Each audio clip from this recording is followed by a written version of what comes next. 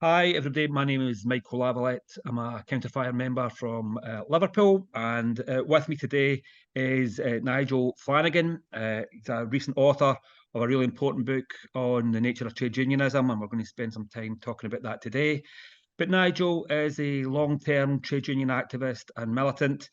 Personally, I've known him for a long time, so we're going to have a chat for the next 15 minutes or so, just thinking about trade unionism and the present situation. Nigel, really nice to have you with us today in the Counterfire website. So hello and welcome.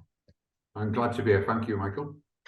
Okay, so Nigel, just for the benefit of people so that we can get to know you a little bit, could you maybe start off by telling us a little bit about your own trade union history? How did you get involved in the unions, your early involvement in sort of strike activity, and then sort of roll on from there?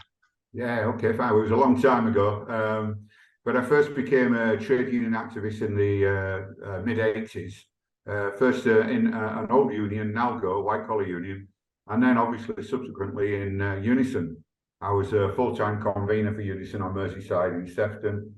Organised, I think in total 7 serious disputes with the employer, which ultimately led to me being dismissed for trade union activities. I then turned up as an organiser working for Unison in a particular organising project in the private sector, in the NHS and schools. And from there, I went to work for 7 years for a global trade union based in Switzerland, and did most of my work in various countries in Africa, but also in Palestine, in Russia, Turkey, and India and Nepal. And those 7 years were a really important sort of part of my trade union experience, and really what led to me writing the book. Okay, and so just a quick question. I mean, when you were in Liverpool in the 80s and 90s and involved in I'm trying whether that had been Algo or Unison, but at the time, I'm thinking at the time the dock strike.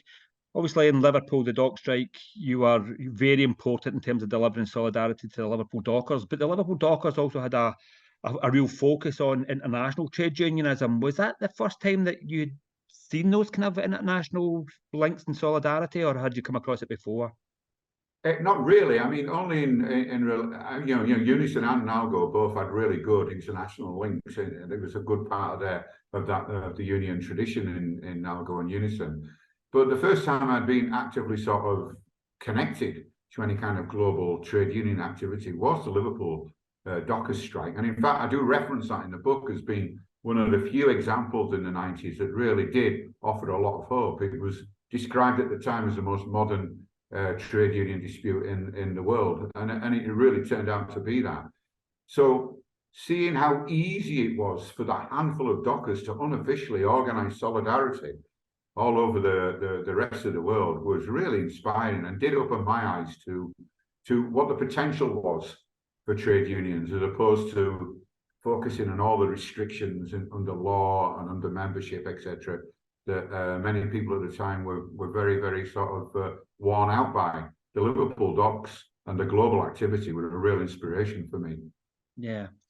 So when you go to do your international trade union work, what exactly did that involve? Was that meeting general secretaries and presidents, or was it involvement with rank and file workers and strikers? I mean, tell us a little bit about what you actually did. Well, there was inevitably, quite a lot of conferences and meetings with general secretaries, because basically the bulk of the work was about taking solidarity funds from European trade unions and using them to help trade unions in parts of the world where there was a real struggle.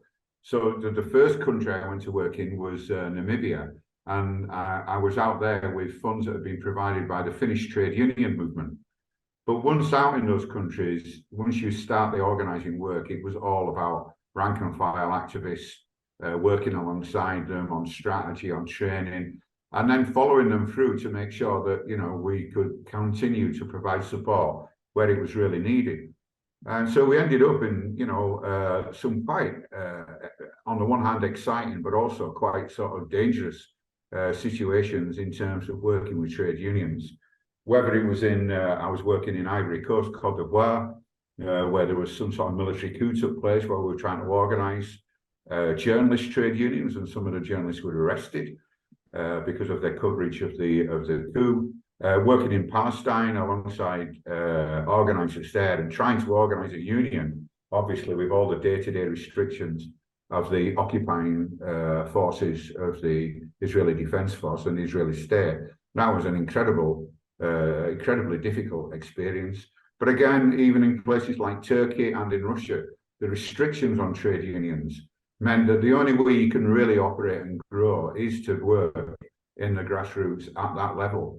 There are no levers or buttons to press in terms of governments and influential politicians in many of these countries. And I enjoyed that sort of work. That's what really appeals to me anyway. But yeah, that was mostly my experience. And that's why I've used two examples in the book, in Kenya and Morocco, of how rank and file activists really sort of took the challenges on. Yeah. Obviously, Nigel, you went over there as an experienced trade union militant, and obviously were there to pass on your skills and your knowledge. But if we reverse that, what were the best things that you learned from the comrades in those parts of the world? Well, I think and I mean, that's partly what inspired me to write the book, was the fact that I thought, hang on, here I am going out there almost like this white savior figure with all these solidarity funds and ideas of organizing from Europe. But actually, in many ways, they do it much better than us. And they could teach us a lot more than we can teach them. And so I found that some of the ways, I think my best example is the Kenyan security guards. I mean, that was a huge campaign involving hundreds of thousands of workers.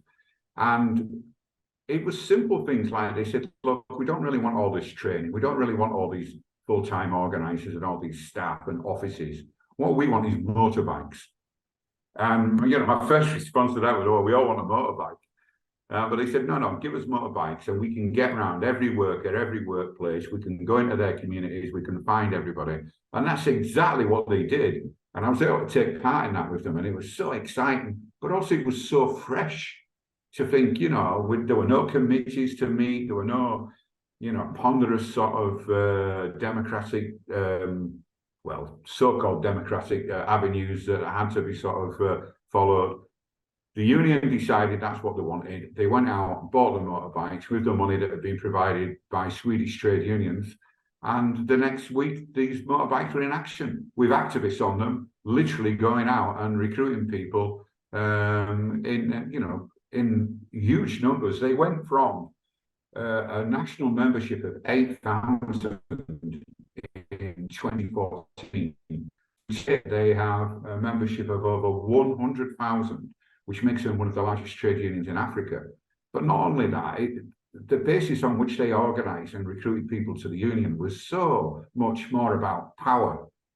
And that was the language they used, rather than talking about these servicing strategies or these organising guru strategies that we're so sick of in the UK movement. There was none of that there. It was straightforward. Send the workers out to talk to the workers, give them some resources, whether it's motorbikes or whatever, to do it, and let them get on with it. That's so refreshing. Yeah, and a real critique then of service unionism that dominates much of Europe, America, etc., etc. Yeah, I mean, a lot of the unions I did work with have got incredible sort of anti-colonial credentials and experiences.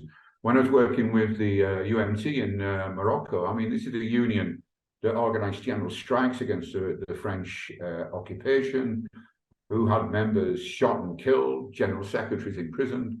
Even during the Arab Spring, a number of these people that I worked with had been in prison for 7 or 8 months. And that's kind of like sort of atmosphere. Although, people might say, oh, well, that's different to the way it is over here. Actually, it's not. The workers that they were organising in Morocco, the union I worked with there, these were white-collar IT contact and call centre workers with degrees, multiple language skills. They were the best jobs in Morocco. They all had access to smartphones. They'd been to university. They'd been to good schools. It wasn't this kind of scruffy third world idea that is behind a lot of the assumptions we have about trade unions in the rest of the world. They were dealing with workers who cared about the same things that workers cared about in the UK.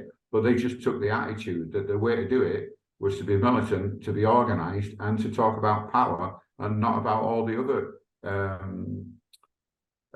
negative connotations of trade. Oh, we'll provide you with a service. Oh, we'll get you a solicitor. Oh, we'll get you a discount on credit cards. I know those things actually can be quite useful. So I don't want to sound like I'm just blanket, none of these things make any difference. Workers on low wages want discounts that can help. But what they really want is a union that's powerful enough to do what it says it's going to do. And I found that language quite refreshing all over Africa.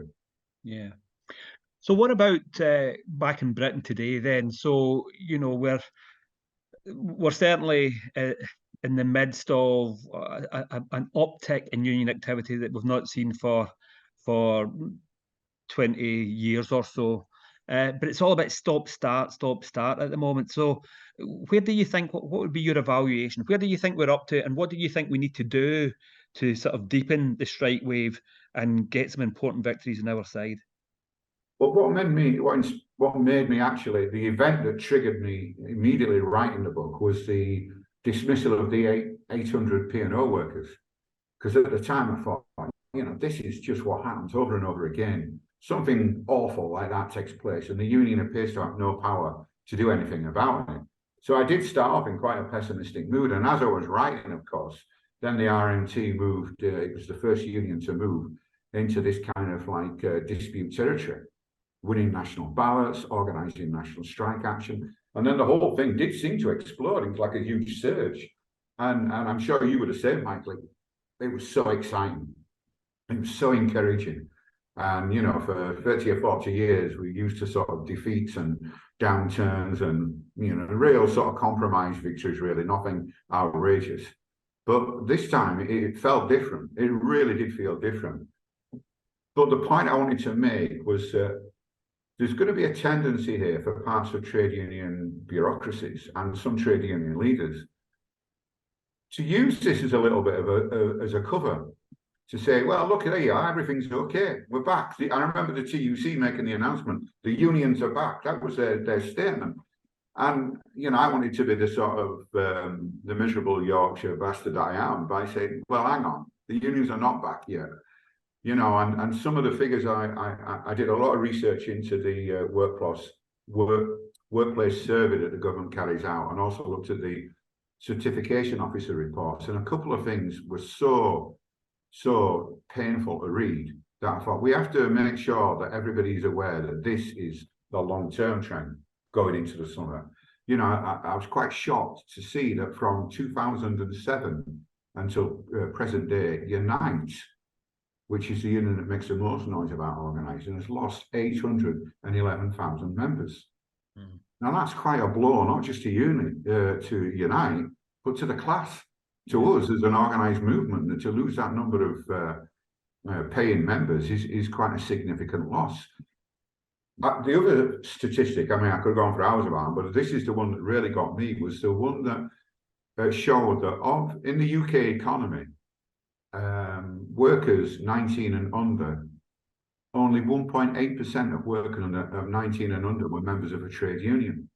And actually, 75% of trade union members are over the age of 35. Mm. So, and then the final one, the real killer, was the one that during the pandemic, 25% of the jobs that were lost were jobs that were being done by people 26 and under. So there's a massive gap in our ranks, and that massive gap is people who are under the age of 35, working in certain geographical parts of the country, mostly down south, which are the areas where the economy is slightly stronger. Certainly much, much weaker in the private sector. Density in the private sector is only about 17%. And then in regions like London and the southeast, where a lot of the new industry, the new sectors of the economy are really growing and booming, our density is so poor. So I wanted to be the one who said, yeah, it's great that all this is happening because it encourages workers to think about unions, and we will have some successes. But let's not pretend that this means that everything's going to be good from now on. It isn't. And already, what we're starting to see, which is what I started to predict in the book, is that some members are really beginning to get fed up with their own union and their own union leadership, because deals are getting recommended, strikes are getting called off, people are changing their minds. A couple of general secretaries have recommended deals that members have then rejected. And, there is a real danger that what could happen now is a real period of disillusion. So my argument really was that we have to look at these long-term trends, and we have to properly shift onto the only solution that will make any difference, which is a wholesale revival of rank and file power. And that brings us nicely to the rank and file conference that is due on the 10th of June. So why do you think rank and file initiatives and initiatives like the conference are important for us at this stage of the movement? Because that is the only way the unions are going to grow. All the other options that have been tried are proven to be ineffective.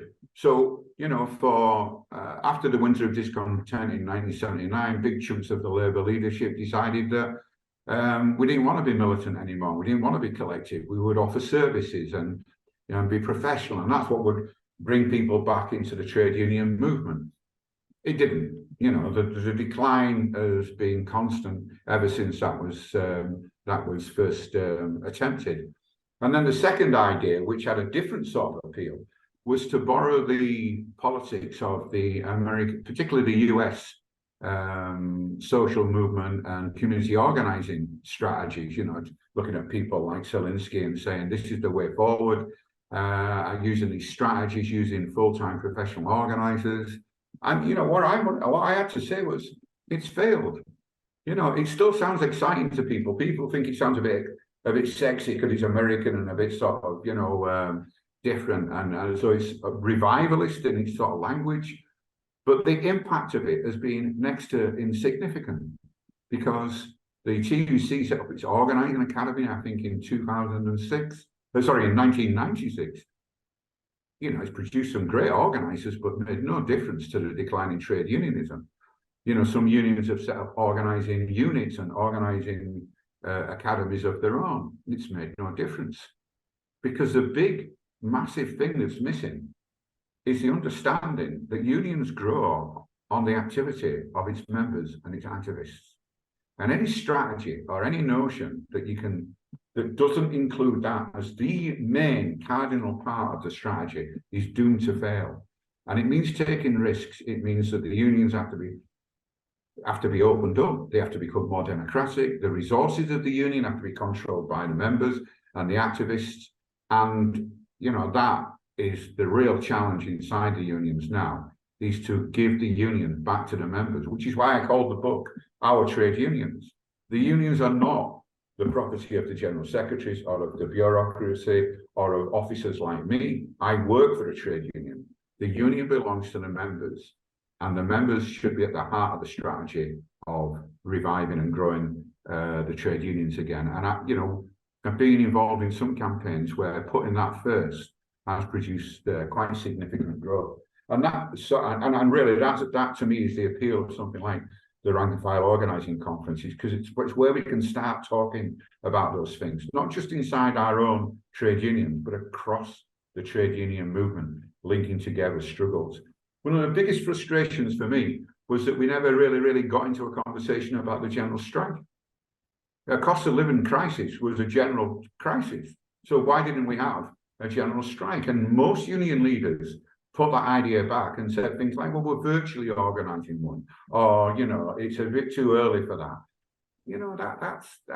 That to me is frustrating to workers, because they think that in their minds is probably what we should be doing.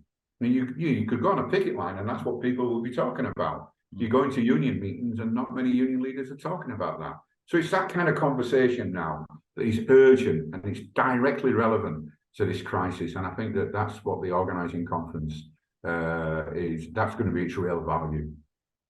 Okay. Nigel, thanks very much for your time and chatting to me. Just before we finish, just let's tell people, how do they get your book? How much does it cost? Where can they get it? Give us the details. Okay, right. So the book is available at manifestopress.coop. or .coop, depending on which way you want to pronounce it. Our trade unions, it costs $15.95. That's the best way to get it. It can either be downloaded or you can order a paper copy. Okay. And Nigel, you're going to be at the Rank and File conference, so I presume you'll bring lots of copies down there if colleagues want yeah. it. Fantastic. I'm really looking forward to it, and I urge all trade union activists or just enthusiastic members to get along. Let's start that conversation about how we take back our trade unions. Brilliant. Nigel, thanks very much. Thank you.